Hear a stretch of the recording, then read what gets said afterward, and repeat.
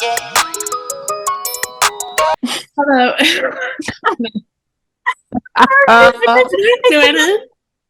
this is the most fun we're going to have all podcast. Yeah, it is. If you hadn't said "let's go," it would have been fine. But Oh, okay. I'm gonna laugh now. oh fuck me! Oh god!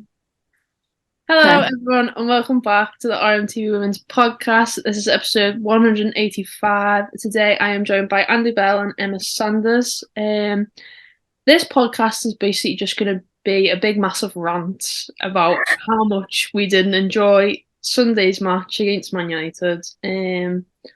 Yeah, we're just going to get all our thoughts and feelings out there and then never revisit it again. I think that's just the best way to go about it.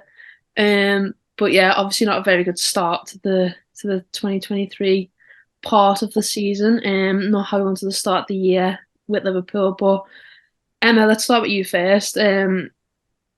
What were your thoughts, your feelings post-match on Sunday? Obviously, you were at the game as well, working. But yeah, what were your overall thoughts after Sunday's performance?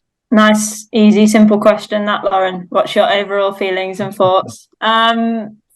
God, I mean, the initial feeling was, I think, kind of anger, and embarrassment, which I've never really felt before watching the women's team, or certainly not for a while. I don't think they turned up. I don't think the attitude was right from the start.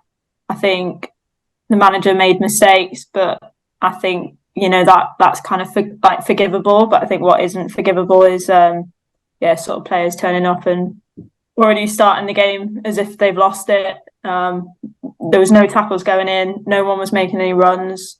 Couldn't string two passes together. There was no intensity, no leadership. Nobody sort of kind of taking the game by the scruff of the neck. The subs that came on, I thought, were poor. They didn't even, try and rectify things. I actually thought some of the worst players on the pitch were the ones that came off the bench in the second half. When we did have the ball, there was counter-attacks where people were getting sort of overlapped by 5-6 Man United players. And this is when Man United are, 4-5-0, 6-0 up. So, I just thought it was embarrassing, really. And the worst performance I've seen from this team under Matt Beard, to put it in sort of a harsh summary. But look, a few days obviously has passed since. Like I say, I do think the manager made some mistakes. I think the formation was wrong. I never, ever want to see a 5-2-3 in the WSL ever again, especially not a midfield two against, a side like Man United. I have no idea the thought process around that. I don't think the setup was right from the start, but I think it's important to remember as well the gulf of class. Man United are leagues ahead of Liverpool. There's no denying that. So I wasn't, surprised by the scoreline. I wasn't even disappointed by the scoreline. It was, like I say, it was the manner of the performance that, for me, was the most concerning part. So now that a few days have passed, I've, cooled down, I think, a little bit emotionally, but I still think that performance was really concerning. And if the players don't sort of change that mentality, then I think I'd be worried sort of going forward for the rest of the season. Yeah, I think it's probably a good way to describe it is obviously everyone hates getting beat, but if you get beat but you give 100%, you can kind of post-match, you can think, well, it's not like we didn't try, but like you're saying there, it's kind of like no one did try. But Andy, for yourself, how were you feeling? What was kind of one word that you could use to kind of sum up Sunday's performance for you? No swearing. Okay, gutless. It was completely gutless. It was embarrassing. I normally think the Roy Keane line of analysis of they didn't try hard enough, they need to run harder, they need to smash into more tackles is the sign of somebody who's lazy and can't analyse football and knows nothing about football. But it's completely relevant to that performance on Sunday. I don't think it's that they, necessarily weren't running hard enough or this, that, and the other. I think, as Emma put it perfectly there, they were beaten before they walked out onto the pitch. Every second ball they were scared to go to. They were hesitant to go to it because they thought, well, if Man United pick us apart here, I'm out of position, and it'll be a goal. They were had a complete inferiority complex going into that game. Listen, you look at the investment Manchester United made into their squad. We are under no illusions as supporters that Manchester United should be beating us every time we play them. They should be beating us every time we play them. They should be finishing points ahead of us. They should be challenging for WSL titles every single season. They should be challenging up at the top of the Champions League as well if they get in it next season. That's their level, and that's where they should be. But it was like, I couldn't even pinpoint the worst Liverpool performer. It was that bad. Yeah. And simultaneously, I couldn't even pinpoint like a real standout for Manchester United. I mean, Ella Toone puts an absolutely glorious ball across the box, I think, for the 5th goal. But apart from that, it wasn't like massive moments of quality. It was just systemic. It was just getting into areas. It was, as you say, overlaps, and it was so easy for them. Those overlaps, sometimes it's a run down the line or it's a ball down the line. These overlaps were happening more or less on the edge of our 6-yard box. So we're so central. It's such a control over that entire football match. It was chance after chance after chance. It's 3-0 at half-time. It could have been more. It's 6-0 at full-time. It should have been more. And yeah, it's, as Emma says, it's the first time under Matt Beard, or certainly this season, where it's really just looked like it's fallen off a cliff a little bit. And I hope it is a one-off. I hope we can G ourselves up again. But in those Chelsea and Arsenal and Tottenham games, we at least were competitive. We at least held ourselves together. We at least kept them at arm's length for a while. But that all went out the window. And there's loads to get stuck into them about. And we've given them plenty of praise over the last season and even the first half of this season. But they deserve a hell of a lot of criticism after that performance. Yeah, it's kind of a weird one, isn't it? Because we haven't played since, I think it was like the 6th or 7th of December, since we played City in the Cup. So, they've had a fair few weeks off to kind of prepare for this. And obviously they've been back in training for a little while. And even the likes of, like, you've had new players sign. So, if anything, for me, that's like, oh, I've got to give 110% because there's someone else coming in now to battle for my position. Obviously, Gemma Bonner comes in and goes straight into the defensive lineup, which you would expect in anyway, really.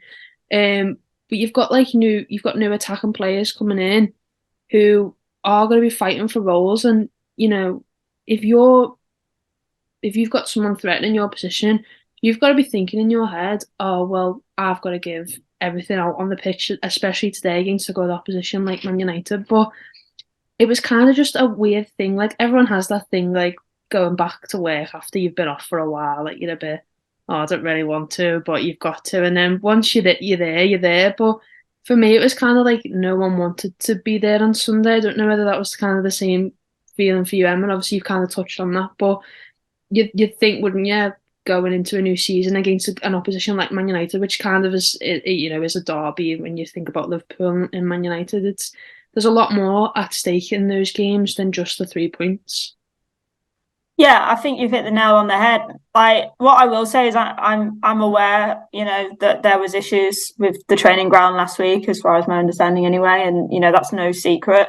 While Liverpool are, constantly saying that they're sort of building the new facilities, and while we're constantly waiting for the new facilities, our training ground is a problem. So when there's weather like there has been, it's a problem. It means the girls couldn't train properly all week. It was poor preparation. But that's no excuse. They're professional footballers, and they are professional footballers now. They're paid to be professionals now, unlike in the past where they weren't. They are paid now a professional wage. So that for me is no excuse. I don't care whether you've not trained properly for a few days. Like you say, it's a game against Manchester United. It's not, every game's important, but there's no denying, and certainly among fans we know this, there's a difference between playing Coventry United and Manchester United. There is a difference. And if you can't G yourself up as a professional footballer that's wearing a Liverpool shirt, if you can't G yourself up after not playing for weeks of football for a game against Manchester United, then I can't help you. You shouldn't be putting that shirt on. And that's why I felt a bit sorry for Matt Beard, because I saw that he got quite a lot of criticism on social media. And like I said, I thought he made some big mistakes. I think he's made quite a few mistakes this season. I've been quite underwhelmed by the January transfer window. But that performance from the players on Sunday, for me, wasn't, like I say, that there'll be lots of factors coming in, but the overriding one was that the girls weren't up for it. and that's up to them. You know, they've got to motivate themselves for a game like that. And like you say, it's Manchester United. I don't even know what else to say, because I'm like, how can you not be up for a game against Manchester United? It's just, I actually can't get my head around it. Just on that point about Matt Beard making mistakes this season, don't get me wrong. You know, we were relegated, albeit on points per game, but let's be honest, we were probably one of the worst teams in that league that season. And if it wasn't entirely fair that we went down, we were certainly in the question or in the equation. Then we don't get up the next season. Then Matt Beard comes in and he brings us up. And no matter sort of how bad this season goes, I think he deserves a summer to fix it and to help us push on. He deserves the opportunity to, as long as he keeps us up. You know, we're gonna have the debate if we go down. Heaven forbid, do we keep him in the Championship? If he keeps us up, no matter how bad or how hard it is to watch, I think he deserves a summer to get it right. But there are quite a few things he's got wrong, as Emma says. First of all, talking about the January transfer window being underwhelming. If you're signing 3 players in the same position in a January transfer window, now, fair play to him for, you know, trying to sort it out, but it means your summer business hasn't been right. We were all saying on this podcast about signing an extra midfielder, how we looked light in some positions in midfield and on the wings especially. And you know, this season Kerry Holland's been excellent, but Jazz Matthews played, I think, 7 of the 10 or 11 games we've had this season. She started them in midfield, and that, you know, that was supposed to be our 3rd or 4th choice centre half. So to get into January and then sign 3 midfielders in January, by the way, which it's January signings are more rare than summer signings anyway, but to sign 3 in the same position suggests that things sort of definitely went wrong in the summer, and as I say, deserves time to sort it out. But goodness gracious me. Secondly, the 5-2-3 formation, as Emma says, I keep saying as Emma says because Emma keeps making good points. I feel like I'm just sort of trying to slightly expand on them because I think you've covered everything. It's not the first time we've seen this formation not work this season. It's not the first time we've come on here and said we need 3 in midfield in the WSL. I think, in fact, we even preempted it before the season. We said this formation has got us through the Championship when we've got most of the ball. But in this division, we may need to at least have the adaptability to go with 3 in there. And what I don't really understand is if we're signing 3 midfielders, that suggests we're going towards more bodies in midfield. But you've got Furness and you've got Kearns and you've got Carla Humphrey in the bench there. That's 3 players who presumably the plan is to go 5-3-2 or certainly some formation with 3 in midfield. But you will go against that, your preferred formation, instead of playing a Kearns or a Furness or a Humphrey. Now, does that tell you how much he trusts these players right now? I know we obviously know he doesn't trust Humphrey, but if it is the case that Rachel Furness is so, in his mind, untrustworthy to be thrown into a 3-person midfield in this game, you know, what's the point of it all? What's the point of Missy Bo-Cairns being there if she literally, we will change the formation rather than accommodate her? You know, I don't understand that whatsoever. And I think we're a little bit lucky, to be honest. I think we're a bit lucky in the position we're in and how we're talking about this season so far. Because I think Leicester have done us a massive favour, because 8 points from 10 games is relegation form, and it needs to improve because Leicester look like they're improving. They've a convincing win there. They've still to play us twice. We've all still to play games against Reading and Brighton. There's points to be had in this second half of the season, and we need to get our act together very quickly.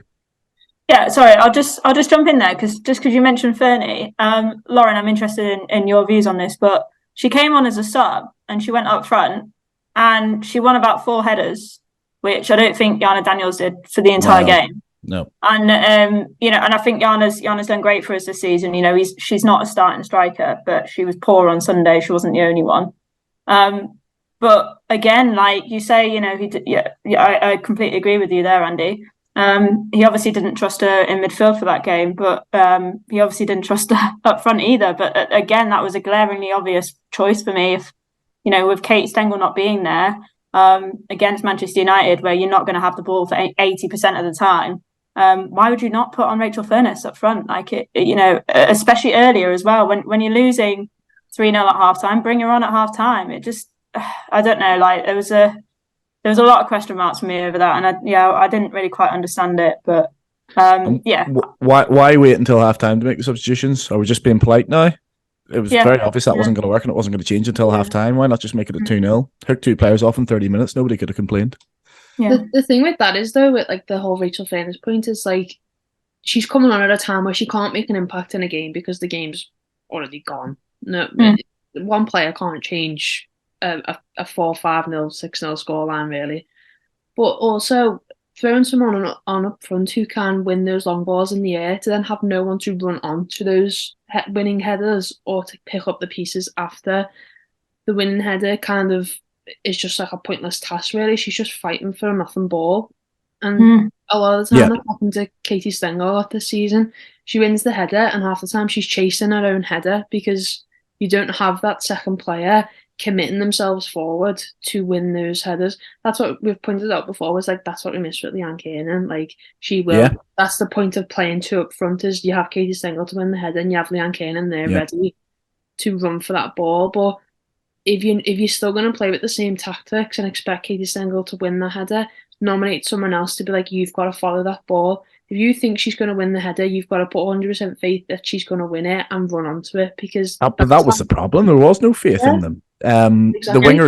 The wingers weren't in a position that they could run onto a flick on because they were so scared of Manchester United retaining possession and being in shape, and that's where the mental side of things comes in. And I thought Van der Sanden, a couple of really poor balls into the box. He seems to go for the same cross every single time. That cross sort of towards the front post, which nobody seems to be onto, or nobody seems to make the run.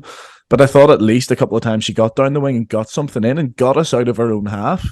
So I was a little bit surprised to see her come off, to be honest. But none of them did. None of them could have had any complaints about being substituted on there. But like the Furness, I certainly wouldn't sell Furness. I'm one of her biggest fans, if not her biggest fan at all. But I just can't understand if we're going towards a 5-3-2, but the three midfielders that we've brought in can't play yet. If we don't trust Kearns, Furness, or Humphrey to go in and do that job, then there has to be question marks over what the purpose is, really. It wouldn't be my point of view, but I'm just going on based on his selections.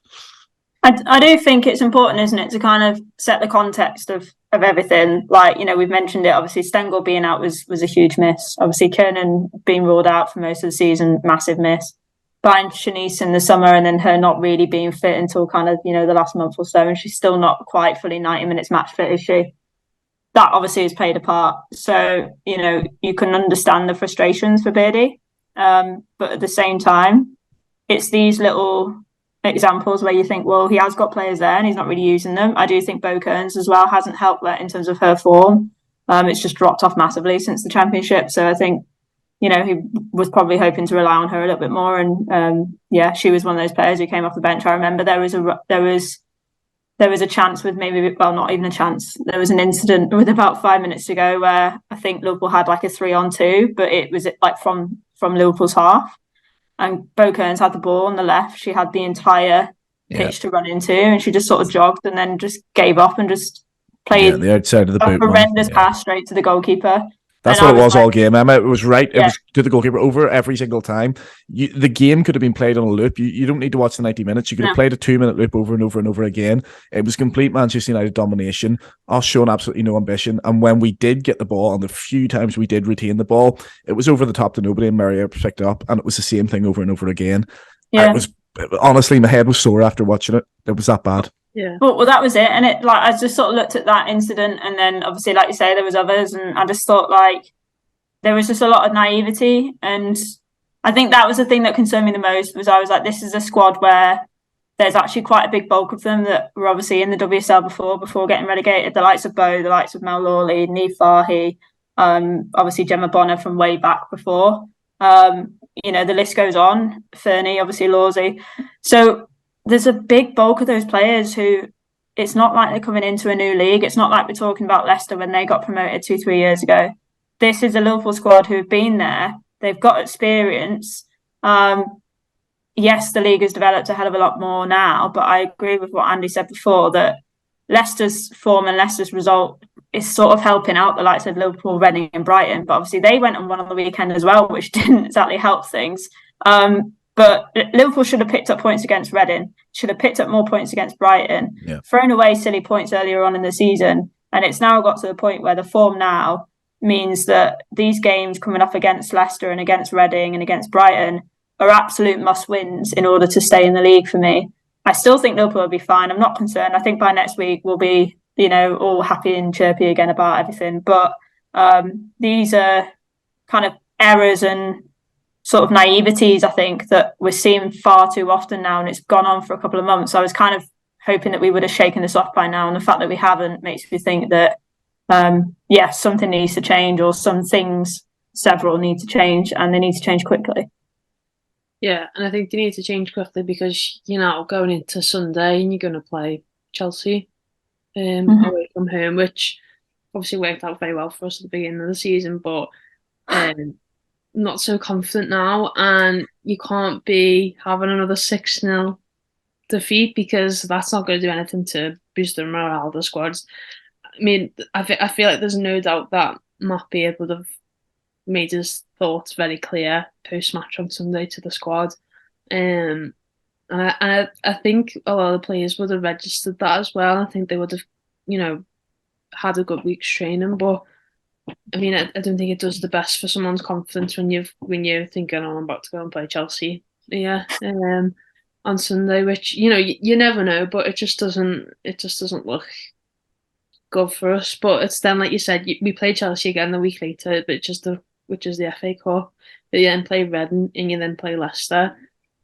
And it's like you've got 2 weeks now to get yourself back in the zone, kind of, and to, like you said, kind of put a bit more pressure on those teams around you rather than you kind of having all the pressure on yourself, really, isn't it?